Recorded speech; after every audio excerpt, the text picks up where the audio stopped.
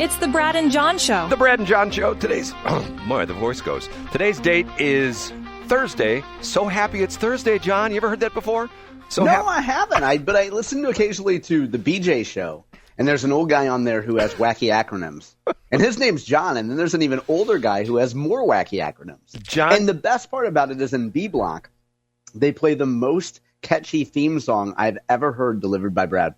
John, and by the way, a listener to the show yesterday called me, and I'll make a couple comments because it's funny, I'll bring this up because in number 3, my Brad's Top 3, which we'll start here in a minute, I will bring up the Armstrong and Getty show. But I'll bring it up right now in the respect that a listener texted me yesterday who listens to the station and made a interesting parallel between the Brad and John show and the Armstrong and Getty show. That Joe Getty is the smart guy who is very well read and is sort of well grounded, and Jack Armstrong, and that is akin to John Combest, and Jack Armstrong is the wacky guy who's got all sorts of problems in his life and just has a bizarre, weird, strange outlook on life, and that's me. So is that a compliment to you, John? I think so, and a compliment to you as well, Brad. When you said they share something similar to us, I was going to say, when did Armstrong and Getty become unlistenable? I want to hear a couple women sing your name, Brad. Do you have that nearby? John? It's time for Brad's Top 3. It is Top 3, my Top 3. And once again, we just can't sing it once. We have to sing it twice. It's time for Brad's Top. Yes. Okay, and starting off with number 3. It's number 3. Yes. John, are you up to date on the Jeff Bezos wedding nuptials in Venice, Italy? No, I am not. I didn't know he was getting married. Was he engaged to, is her name Lorena Sanchez or something? What's her name? I believe her name is Lauren Sanchez. Okay, and is she like pretty plastic? Like she's really young and plastic, right? I don't know if she's plastic. She's shall we say, very attractive. Yeah. Okay. I didn't know he was getting married. Okay. And to the point, there's a lot of paparazzi pictures that guys have taken with their long telephoto lens of Jeff and Lauren on the deck of their boat. And Jeff's got his trunks on, and Lauren doesn't have much on. She's got maybe, okay, you've got me more interested. What's going on with them, Brad? Maybe a little bit of a top, maybe a little bit of a bottom. Okay. They are having their nuptials, their wedding in Venice, and the Venetians are not happy about this. You don't know anything about this? No, I haven't heard this. Why wouldn't they be happy? Isn't it generating a lot of economic activity? Well, it's interesting you should bring that up because over the past month or so, I've been hearing some interesting stories about very touristy places around the country complaining about tourists. As a matter of fact, I think you and I even talked about this a month or so ago in Spain, where there are certain parts of Spain where they're actually protesting tourists. They don't want tourists. Yeah, you did mention this, Brad. Right. And the same thing's happening in Venice. And what's happening is with this wedding is apparently there's all sorts of things going to be shut down, and there's super ultra high point security and all sorts of stuff like that. And the locals aren't happy, and they're essentially protesting, saying, Jeff, get married somewhere else. I mean, I don't know about this. The whole thing is sort of crazy. First off, and this dovetails into something from yesterday from the Armstrong and Getty show. I think they were actually talking about this when they were talking about prenuptials. And they actually had some literally prenuptial agreements that had been filed because, if I'm not mistaken, when you do this, don't you have to actually file these in court? Don't you have to file them like with the now that you got like in Missouri, you got CaseNet where you can look up practically anything. Couldn't you look up this kind of stuff on CaseNet with people's prenuptials? I don't think prenuptials are available on CaseNet, no. Well, I think if it goes into divorce, it becomes public record. And you know what? I think you're right. I think it would be, yeah. Okay, they said there was a couple of them where the guys put in their prenuptials. And John may approve of this. I heard this. I thought to myself, what woman in her right mind would agree to that? The nuptial was that on her wedding day, she be weighed with no clothes. And that would be the baseline. And that every year on their anniversary, she would go in for a weighing. And if she was more than 5 pounds heavier than her wedding date, the gig is up.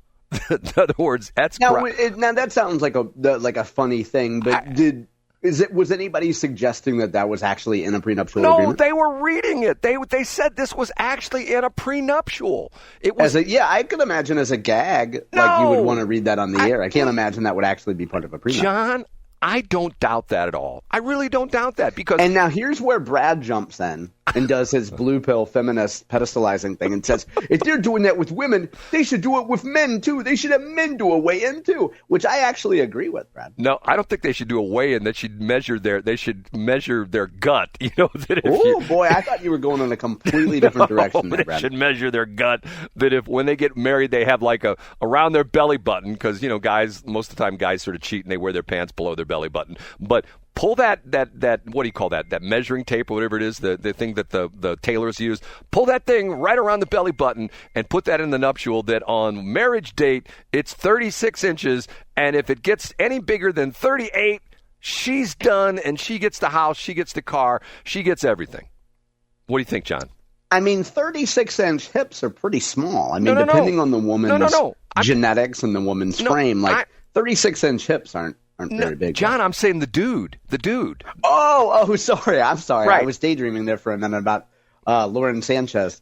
No, I think that's a great point, though, Brad. Yeah, I mean, take the guy's beer gut, but just think, Brad. Think of how many times you could be superficial and say that about women.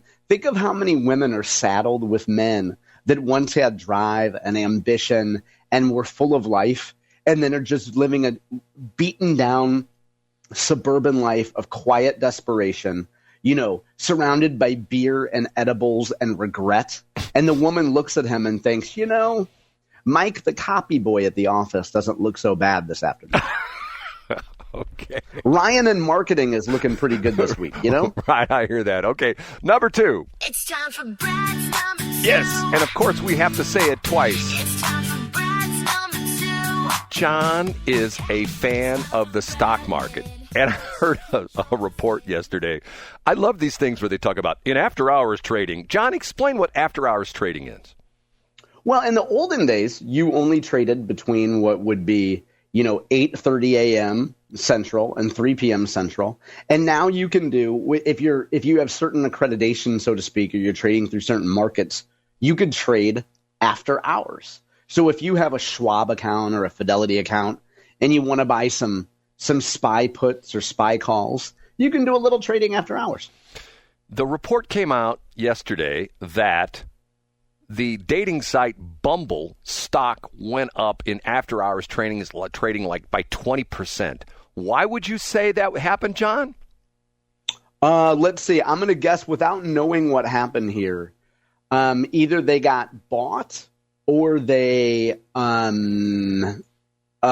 doing something that Brad wouldn't like, probably. Like they sold out to Odyssey, or they're laying people off. They're doing something that Brad doesn't like. John, you hit it in the second part. They laid off 30% of their workforce. Wow, really? Yes, and their stock went up like 20%. There you go. That's great news. Good for Bumble.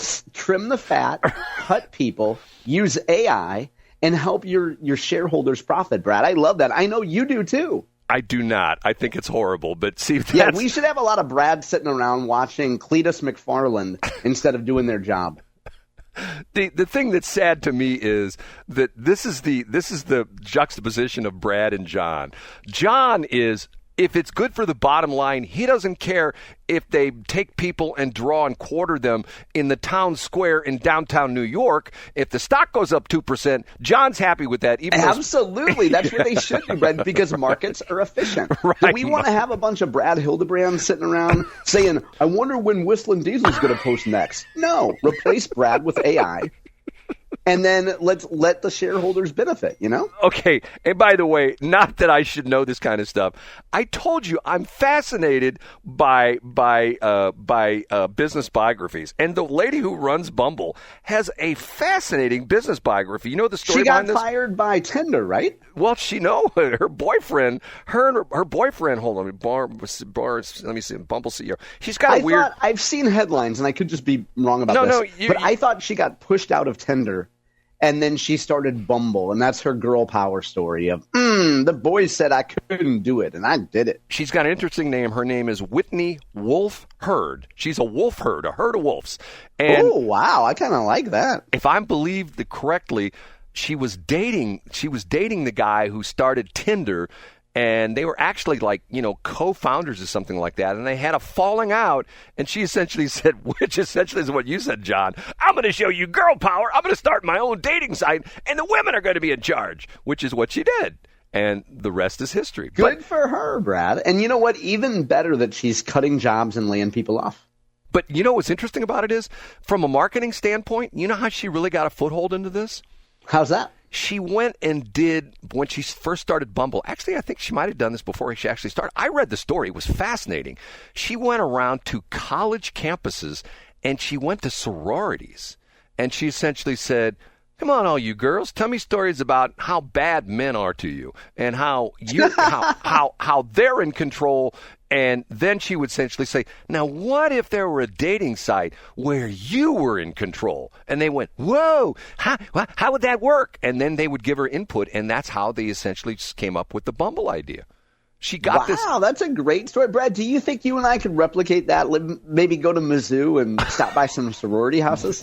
We could do our research. Could we pretend that we're delivering a pizza or repairing a television? We get thrown out. Okay, wait till you hear my number one, John. You ready for this one? I'm ready. This is going to be the best Brad's number one. By the way, how many is this? Is this 10 or 11? I think it's 10. You're in double digits, Brad. Amazing. Okay, here we go. And now, big finish, Brad's number. Yes, my number. My number. My number. Yes. Okay, this is actually a pretty funny story. And I have a subtext to this story. Kari Lake was in a congressional hearing yesterday. Kari Lake, if you know Kari Lake, the lady who ran for governor of Arizona, then she ran for senator of Arizona. She didn't win either of the twos. And she's a former news person. If you know anybody who's lived in Phoenix for a while, they know exactly who Kari Lake is. Some people love her, some people hate her. But anyway, she was in front of a congressional committee yesterday, and she's running Voice of America. And her pitch is they're trying, it's sort of interesting. It's sort of the same thing with Linda McMahon. She's essentially trying to wind down Voice of America, saying it's a huge waste of taxpayer money, blah, blah, blah, blah, blah, blah. And the point she was making was, and first off, her point was that there is no editorial control the United States government has over Voice of America, and they can say anything. So she's in front of Arizona Rep. Greg Stanton, and she's making her point, and he cuts her down by saying, well, maybe you should run again. The idea, she's lost twice. Maybe she's lose like 3 times. bringing up her defeats to shame her. So in her testimony, Kari Lake makes the analogy that there is no oversight of VOA, Voice of America, and that one of the Voice of America stories could be about Greg Stanton's gay lover. Oh, wow. Boy, I missed this story. Yes.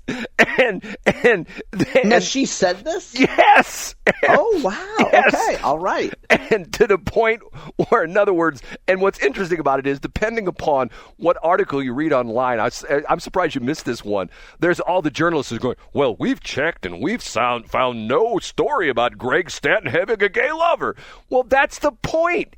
Right? She's saying I'll write about it. Right. She's saying, look, this could happen. You don't have a gay... she didn't say this, but essentially in so many words, he doesn't have a gay lover, or at least they don't think he does, but yet she throws that out there and nobody can stop her. So the idea being is that, she can say anything she wants. That's the problem with VOA, that the government has I didn't get that original point, Brad, but so what you're saying is she could say something ridiculous and there's no oversight, there's no penalty, there's nobody to rein in VOA. Exactly, and she made her point with a huge exclamation point because of the fact that by saying this dude had a gay lover, I read the story, I thought to myself, this can't be real. And I did my research on it, and it's like 3 or 4 different stories about it. And I believe it happened yesterday. Could have happened terrific. Yes. Okay, now, what's interesting about this was I thought to myself, and this came to mind, that Kari Lake to me is one of these strong women. Okay? I've told the story before. I grew up with a very unusual, for the period of time, strong mother. My mother, I've told the story before. People laugh about this. If we went someplace and we had bad service as a restaurant, whatever, we got bad service at a store, my mom would look at me and she goes, "You know what the problem is there, don't you?" And I already knew the answer. And I would go, "What, Mom?" And she goes, "There's some dumb man in charge. If a woman ran this place, it would be different." My mom was way, way, way ahead of her time. She was an educated woman where most of my friends, their mom, and nothing against this, most of their moms were, June cleavers, stay-at-home moms with the pearls and the whole bit. So as a result of that, I have become very comfortable with strong, shall we say, assertive, well-educated women. Yeah, now, dominant. You can say dominant, now, Brad. And you're the sub and they're the doms. What's interesting about this, remember, there was a time when Trump got the negative feedback that he can't deal with strong women. Strong women intimidate him. Okay, first off, he's married to a woman who can speak 5 languages, and she's a fashion model. Second off, let me throw some names out here that he has around him who are his close personal people. First off, his chief of staff, Susie Wiles. If you check the biography, Susie Wiles, she's a shark. No, not necessarily a shark, but she don't put up with no guff from nobody, okay? How about Tulsi Gabbard? She's a colonel in the U.S. Army. Linda McMahon, who was married to Vince McMahon, who ran WWE, the wrestling operation. Pam Bondi, who was the Attorney General. Karen Levitt, who stands up at that podium and just eviscerates some of these stupid reporters. So what's that about Trump can't deal with strong women? You know what I'm saying, John?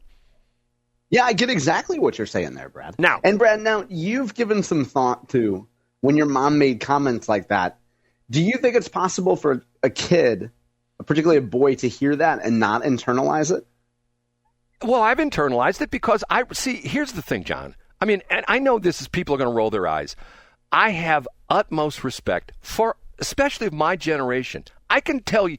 You want me to tell you an interesting story in segment C? Yeah, it would be the first one in 19 months. In B block.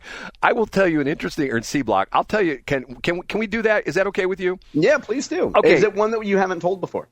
No, I've never told the story before. Oh, wow, okay. Okay.